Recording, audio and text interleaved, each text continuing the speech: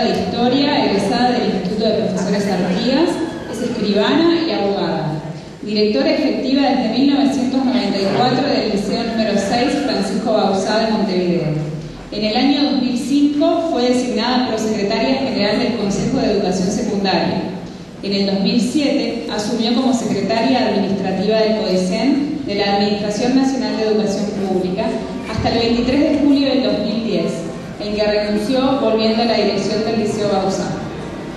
Reconocida educacionista con especialización en gestión de instituciones educativas, ha realizado y participado en cursos relativos a su profesión, tanto a nivel internacional como nacional. Le damos la palabra.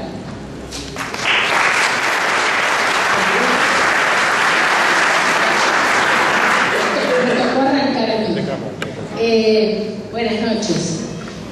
Cuando uno inicia este tipo de conversaciones, de charlas, yo a veces pienso, no sé por qué me vino a la mente ahora un aviso de cigarrillos, que ahora no se puede fumar, no se puede, si no son de marihuana. Que decía en una época, los que peinamos caras, aunque nos teníamos, lo sabemos, ha recorrido un largo camino, muchacha. Y yo, que ya tengo 58 años, me pienso, yo misma, antes de pasar por muchos procesos, antes de la dictadura y todo lo más, conversando en la casa del Partido Colorado, me desconozco. Y sin embargo, lo hago con mucha alegría y pienso, los procesos históricos siempre son positivos, aunque tengan aspectos que notoriamente nos resultan negativos, porque estamos en un momento de la evolución del país, de la historia del país, que necesita que nos volvamos a juntar todos, no importa a quién votamos, siempre que tengamos algo que aportar, y hacerlo con respeto, sin descalificaciones, sin agravios, sin ofensas, y respetar la tradición que todos los partidos políticos en este país, con aciertos y con errores, tienen. Yo una de las cosas que más le responsabilizo al partido que voto, o que voté hasta ahora, es que creímos que éramos dueños de la verdad, y lo que hicimos fue pretender adueñarnos de la verdad, y como yo decía en una manera no muy académica, pero desde mis cargos de confianza, estamos revolviendo el poncho, no estamos pensando, no estamos respetando a los que nos antecedieron, que no en vano se gobierna un país casi 200 años. Entonces, esto lo digo como profesora de historia, porque yo no soy profesora de Derecho, yo soy profesora de Historia. Después al mismo tiempo hice notariado y después hice abogacía. Pretender desconocer todo lo que hicieron todos los partidos en este país es de mucha soberbia. Y yo sé que me traigo muchos problemas, pero me gusta decir la verdad, y este proceso arrancó mal en el año 2005. Habría que haber aportado lo que nosotros pensábamos que se estaba haciendo mal, y seguramente muchas cosas se estaban haciendo mal, respetando las cosas que se hicieron bien, y sumar y no restar. En consecuencia de esto que parece tan sencillo en el Uruguay, nos trae muchos problemas a muchos de los que estamos acá. Imagínense a mí, que además no tengo un apellido notorio ni nada por el estilo, soy simplemente una trabajadora. Así que bueno, esas cosas las quería compartir con ustedes, aunque parezcan muy simples. Yo voy a ir siempre que me lo requieran, ya lo dije en otra oportunidad que estuve en esta casa. Yo soy una servidora pública, tengo la obligación de rendir cuentas de lo que hacemos y de lo que nos parece que tenemos que hacer. En consecuencia, siempre que sean partidos democráticos, que por suerte todos los que tienen representación parlamentaria lo son, yo voy a ir siempre, aunque esto me traiga costos de rechazo, de calificarme de traidora, porque hay mucha, lo que tú decías, hay mucha confrontación, hay mucha descalificación porque hay poca educación. Y la cultura, en el sentido antropológico, tecnológico cada vez se piensa menos. Difícil es hablar de la educación hoy y no caer en lo que decías tú. Es decir, estamos en una tragedia. Por suerte lo dijo Gerardo Caetano, que no es Graciela Bianchi, que es un intelectual, un académico y que además está identificado con la izquierda. Pero él obviamente tiene una formación académica como profesor de historia y politólogo que yo no tengo. Yo tengo otra especialización. Hace muy poco tiempo, cuando presentó el libro el licenciado Corvo, dijo en forma expresa y reiterada que la situación de la educación pública, yo diría de la educación en general, porque no creamos que la educación privada se salva del desastre, se disimula más, es una tragedia. Eso dijo Gerardo, y yo coincido, es una tragedia.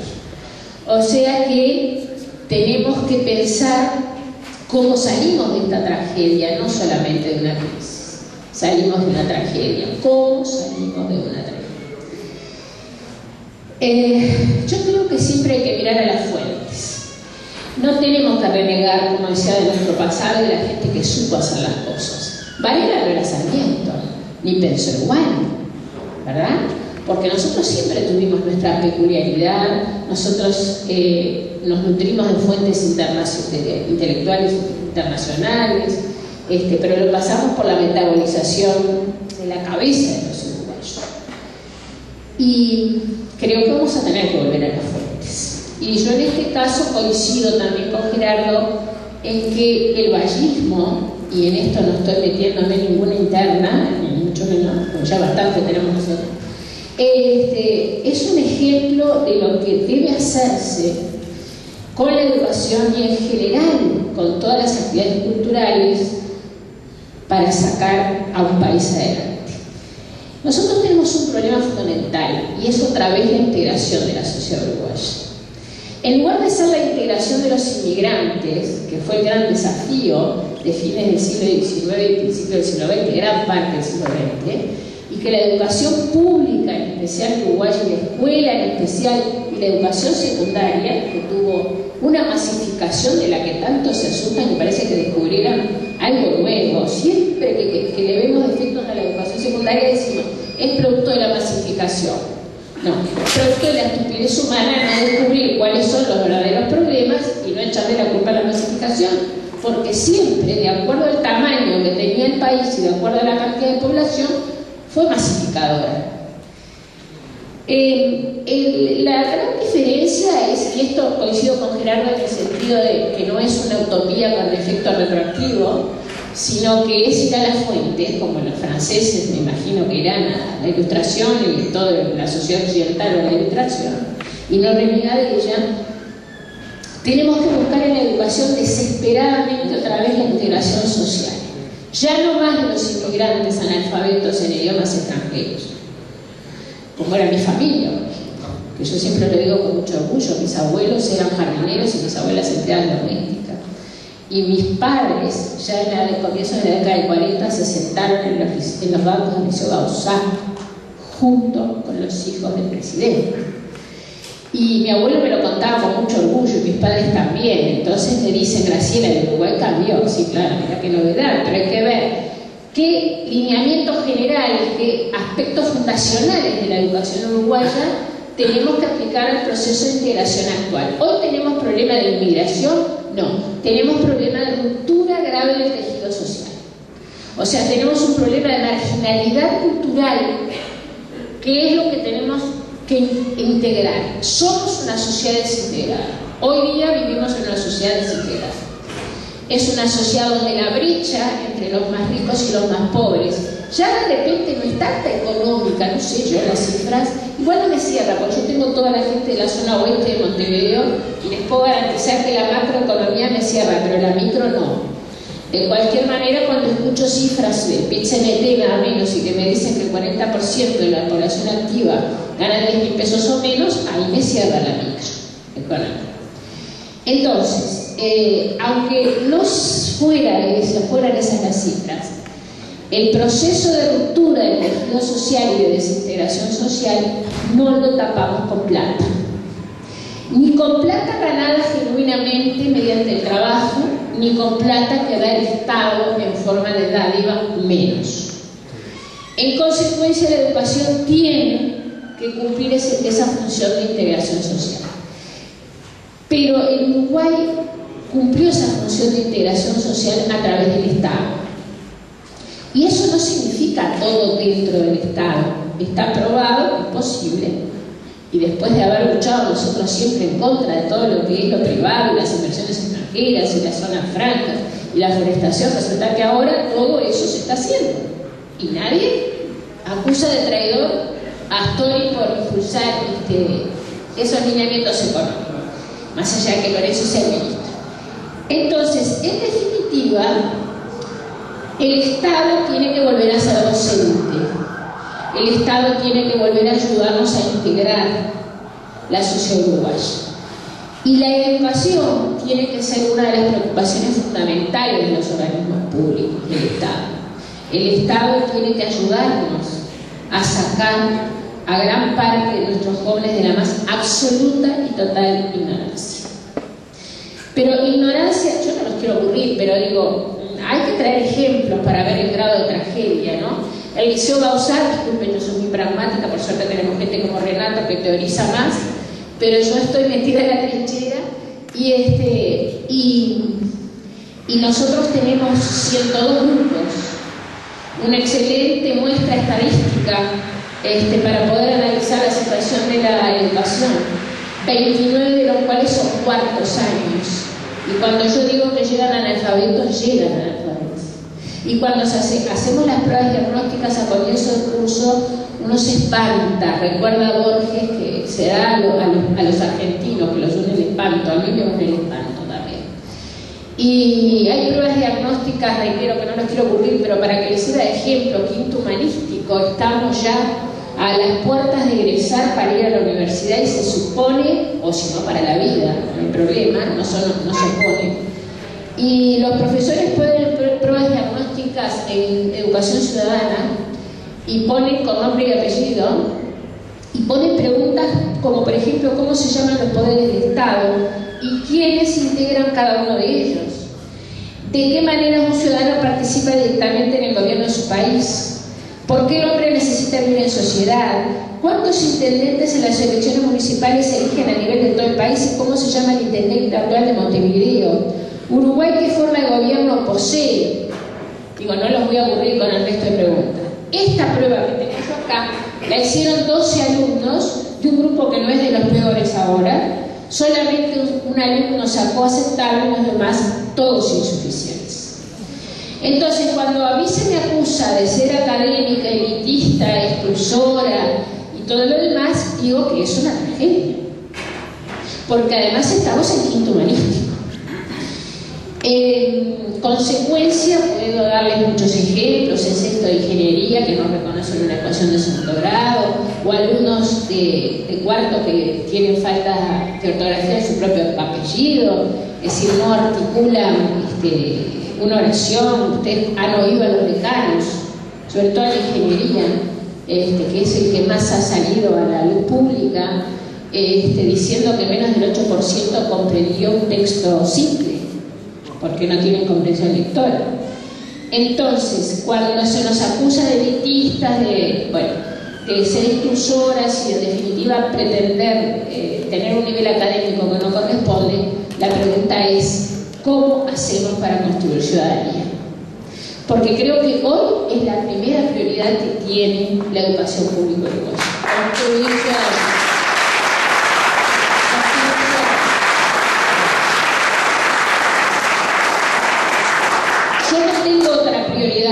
El instituto que dirijo. Por eso a mí se me conoce como la directora rebelde, a veces me paso un poco de la raya con los reglamentos. Bueno, pues todo en un país donde la política es más importante, lo político es más importante que lo jurídico, yo puedo decir que lo educativo es más importante que lo reglamentario.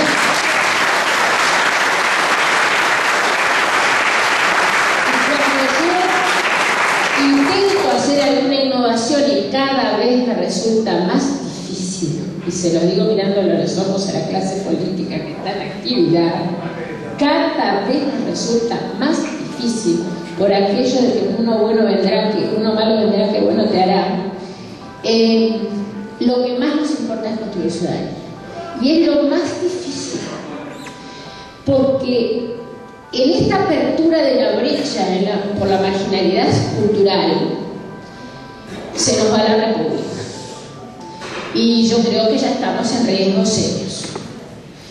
El desconocimiento, la falta de interés y la falta de participación de nuestros jóvenes, a pesar de que acá hay algún alumno mío que no se enoje, en la cosa pública es resultado de toda esta tragedia de la educación. Yo el otro día estaba mirando, me parece horrible, ¿no?, la agresividad, la violencia, pero estaba mirando la lucha de los estudiantes chilenos, no me pronuncio sobre el fondo del asunto, pero hay un grupo importante, un movimiento estudiantil importante. Nosotros tuvimos un movimiento estudiantil importante en distintas épocas. Ahora no funciona ninguno de los que están creados por ley, los famosos consejos de participación. Hay una absoluta indiferencia a cualquier tipo de iniciativa en ese sentido, excepto un pequeñísimo grupo de sobrevivientes. Entonces, la educación pública en especial, pero la educación en general, tiene que construir ciudadanía para salvar la República. Y no hay otra manera que con el mantenimiento del nivel académico. Si no mantenemos nivel académico, no hay manera que aprendan a aprender, como se dice hoy habitualmente, parece que fuera una cosa tan novedosa. Si de primaria egresa casi el 99%, y en secundaria, en primer año del ciclo básico, repite el 49%, deberían tener que repetir más del 60%, seguro. Enero y febrero, ¿qué hicieron? ¿Desaprendieron la tabla del 2? Entonces, ¿qué medidas concretas tenemos que tomar? Sobre la base de no perder de vista que lo más importante es salvar la República y construir ciudadanía. Que nuestros alumnos, que nuestros hijos, que nuestros nietos se alfabeticen en primaria, cosa que no sucede. Vamos a dejar de enseñar Pedro Figari en primer año de primaria, porque eso es lo que se está haciendo. Alfabetizar en primaria, básicamente alfabetizar en primaria. Hay que ponerles las manos a primaria. Primaria hace menos ruido porque la gestión no funciona tan mal, pero es un desastre lo que se está haciendo con los chicos. Salen de primaria, ustedes si tienen hijos y si tienen nietos se espantan, sin saber leer, escribir, comprender absolutamente nada, tienen la sexo, con lo cual profundizamos la mala utilización de los medios tecnológicos de formación e información, porque hemos democratizado el uso, como dicen muchos estudiosos, pero en realidad lo seguimos metiendo dentro de una computadora cuyo contenido en realidad no lo construimos nosotros. Y secundaria hay que organizarla de nuevo y tenemos que tener una secundaria media básica que incluya la tecnológica, que la técnica, porque yo no estoy de acuerdo con los muchachos que solamente aprieten tornillos. En primer lugar, porque no hay ciudadanos si solamente aprietan tornillos, pero además no sé si hay muchos tornillos para apretar. En todo, pues yo industrias nuevas no veo, excepto las que ocupan un poca mano de obra. En consecuencia, ese lenguaje y ese efecto facilitador, o ese discurso facilista y facilitador que fundamenta el pobrismo, de que no importa, pero que salgan rápido y sean buenos obreros de la construcción, me parece genial, pero que sepan votar, que sepan pensar, que sepan las cosas que nos saben.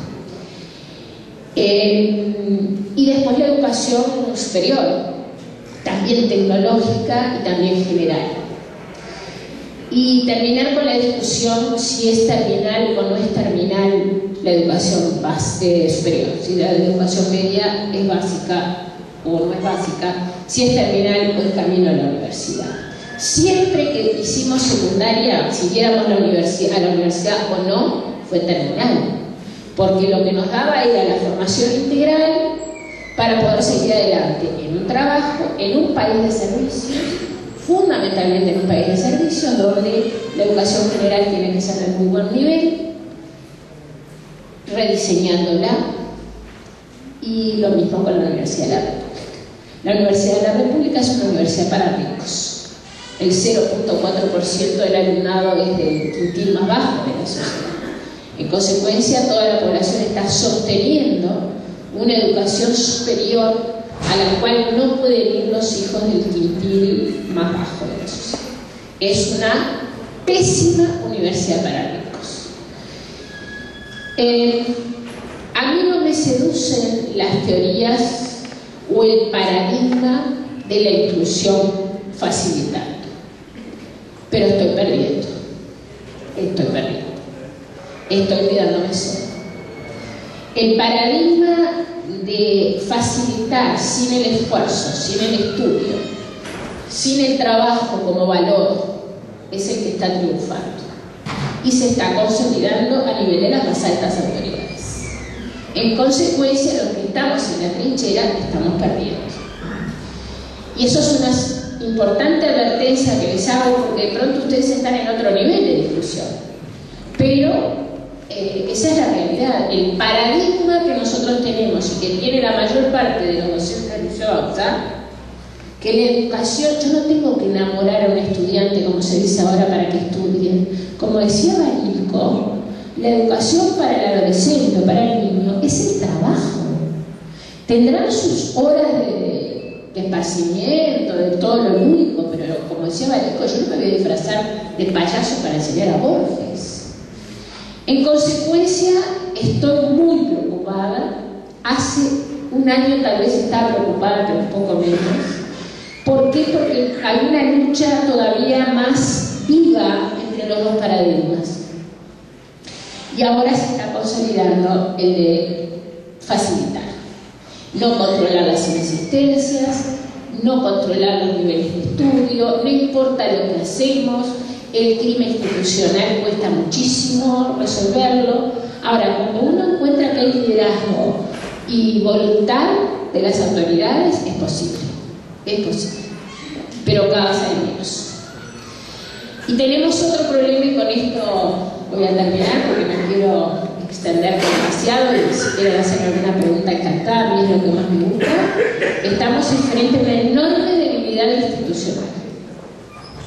Enorme debilidad institucional, que se manifiesta ya no entre la marginalidad cultural de los sectores sociales que han tenido más dificultades por las últimas crisis, sino que se manifiesta en las más altas autoridades, incluso en nuestros consejos de educación.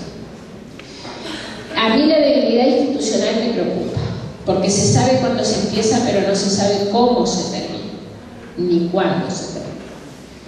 A mí me llamó poderosamente la atención, no quise ir a las barras el otro día cuando interpelaban al ministro Ehrlich, porque se hubiera generado una situación que no hubiera querido, pero me llamó la atención, no sé si lo reclamaron los legisladores, porque no pude escuchar toda la interpelación, porque no hay nadie que la transmita, que el CODICEM no estaba presente. El Consejo Directivo Central es el ente autónomo. Yo vi varias interpelaciones en otros periodos donde estaba el ministro, por supuesto, porque es el vínculo con el Poder Ejecutivo, pero estaba el Consejo Directivo Central. Y el otro día cuando le preguntaron al profesor Seoane, en una entrevista televisiva, él contestó: no me invitaron. Y yo me quedo como espantada otra vez. Entonces, estamos violando la Constitución. Si tenemos que discutir el modelo, lo discutimos, bienvenido sea. Pero mientras esta Constitución esté vigente, el ente autónomo es el Consejo Directivo Central. Y no es cierto que el Poder Ejecutivo no pueda controlar, y tiene derecho, porque por algo fue electo, a través de sus representantes. Puede. Lo que pasa es que hay que respetar la autonomía de la ANEP, lo que no quiere decir autarquía. Ahora, si pongo gente que no sabe gestionar, ese es otro tema. Hay una cosa que a mí me preocupa y que yo lo estoy planteando desde hace mucho tiempo, y realmente cada vez me voy quedando más sola, y es la presencia de los sindicatos en el Estado, y en especial la presencia de los sindicatos en los consejos de educación. Hasta que eso no se destrabe, hasta que esa situación no se destrabe, hasta que no se derogue la ley de educación, la educación va a estar trancada. No porque los sindicatos hagan demasiado, en realidad no hacen demasiado. En los consejos no saben. Y ser patronal y empleado al mismo tiempo no funciona. El problema es que la alianza político-sindical bloquea cualquier innovación. Yo les digo que hoy yo en el Liceo Bauzá estoy en un riesgo mucho mayor que el que estaba antes. Porque las pequeñísimas innovaciones que estamos haciendo y que están dando resultados, humildes, pero están dando, tampoco sirven, porque implica el paradigma del esfuerzo y del trabajo. Y cuando yo me quejo del último concurso, me quejo no solamente porque no me gustan las cosas que están mal hechas, sino porque es la consolidación del modelo que ya dábamos por superado, que es el modelo autoritario de verdad, fiscalista,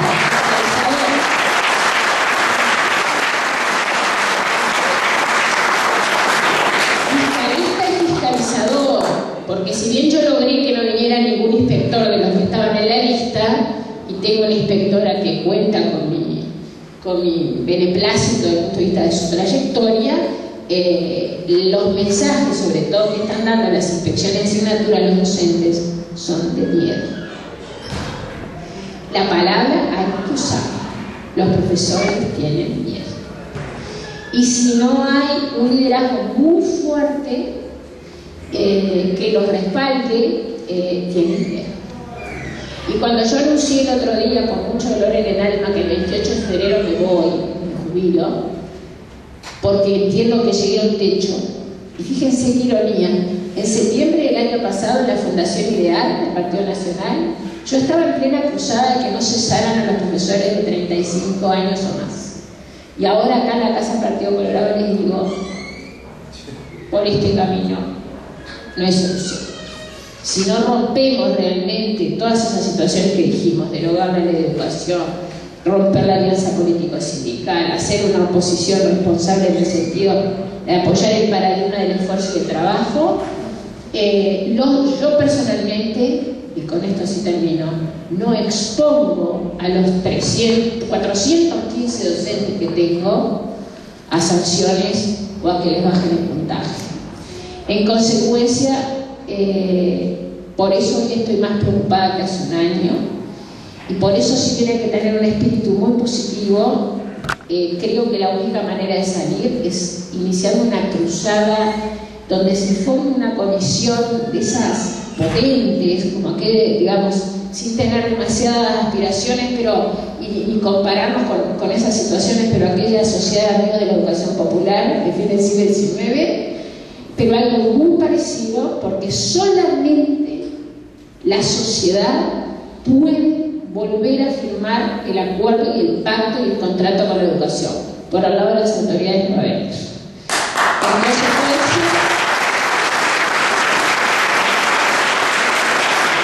Si no nos empoderamos de lo que nos corresponde como sociedad, habremos perdido. Y se los digo con todo el dolor en el alma, yo voy a seguir luchando desde otro lugar, pero no puedo seguir arriesgando a mis docentes a las represalias. Y en este momento estamos en un punto donde si yo me doy media vuelta o me voy ahora, efectivamente la represalia la reciben mis docentes. Prefiero recibirla yo. Por eso no crean que yo soy rebelde, ni patotera, ni que me voy de los reglamentos. Es que es una reacción directamente proporcional a las presiones que diariamente recibimos y que nos callamos la boca. Porque esto de ser mediático, yo me pregunto si no será una cuestión de género. Porque si yo en lugar de ser mujer fuera un director, quiero saber si le dicen que es mediático.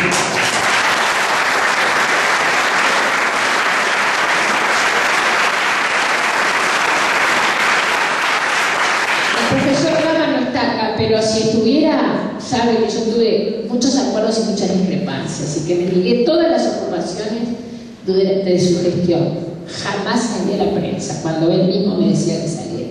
Pero había vías institucionales. Yo levantaba el teléfono y hablaba con cualquiera de ellos. Ahora no se puede. En consecuencia, la prensa ocupa el lugar que las instituciones instituciones no están ocupando, cosa que no me molesta, excepto que controle la libertad de expresión. Y esto lo está diciendo una directora que ha recibido el apoyo expreso del presidente y el vicepresidente de la República. No a título personal, pero sí como proyecto innovador. Imagínense lo que son mis compañeros que no recibieron el apoyo de nadie. No es que a mí yo lo sienta demasiado, pero bueno, por lo menos lo dijeron en forma expresa. Así que yo estoy a las órdenes siempre. La verdad hay que ponerla sobre la mesa, y como dirigentes políticos y como activistas de cualquier sector y de cualquier partido, no importa, empoderémonos nuevamente, recordemos a José Valle Ordóñez, construyamos ciudadanía a través de la educación y consolidemos la República, porque el fascismo no tiene color, puede ser de derecha o puede ser de izquierda.